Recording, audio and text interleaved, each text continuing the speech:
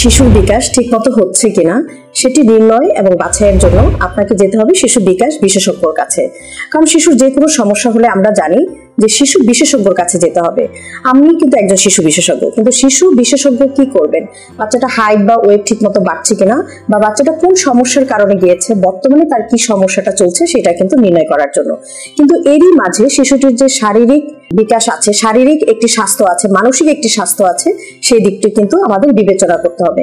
কারণ প্রতিটা বয়সেই এক একটা শিশুর মানসিক বিকাশ এবং শারীরিক বিকাশের সাথে সাথে কিন্তু পরিবর্তন হয়। যেমন 3 থেকে 4 মাসে একটি বাচ্চার ঘাড় শক্ত হবে, 7 থেকে 8 মাসে একটি বাচ্চা গড়াগড়ি করতে পারবে, 9 থেকে 12 মাসে একটি বাচ্চা হামাগুড়ি থেকে হাঁটতে পারবে। এবং দেখা গেল যে এইগুলো যদি সময় মতো না হয়, তাহলে সেইগুলোর জন্য এই শিশুটিকে কি করতে হবে, তার জন্য একটা প্ল্যান করতে হবে, তাকে অ্যাসেসমেন্ট করতে হবে, সে বয়সের তুলনায় কতটুকু পিছিয়ে আছে সেটা নির্ণয় করতে হবে এবং সেই অনুযায়ী কমপ্লিট একটা প্ল্যানিং করতে হবে। এছাড়াও কোনো বাচ্চা যদি বিকাশ বিলম্বিত কোনো সমস্যায় ভুগতে থাকে, তার কিন্তু পারপার্শ্বিক আরো কিছু সমস্যা থাকে।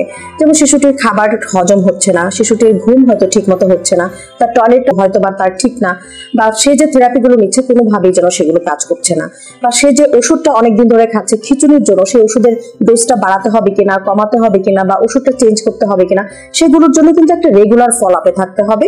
এবং একজন শিশু বিশেষজ্ঞ এবং সাথে একজন শিশু বিকাশ বিশেষজ্ঞর আন্ডারে যদি থাকে, তাহলে তার দৈর্ঘ্য, উচ্চতা, তার ওজনের পাশাপাশি তার এই বিকাশ রিলেটেড যে সমস্যাগুলো আছে সেগুলো কিন্তু মান্থলি অথবা 3 মান্থলি অথবা 3 মাস পরে পরে আমরা কিন্তু সেগুলো দেখে থাকি, নির্ণয় করে থাকি এবং নতুন করে যদি কিছু সংযোজন করতে হয় সেগুলো সংযোজন করে দিই।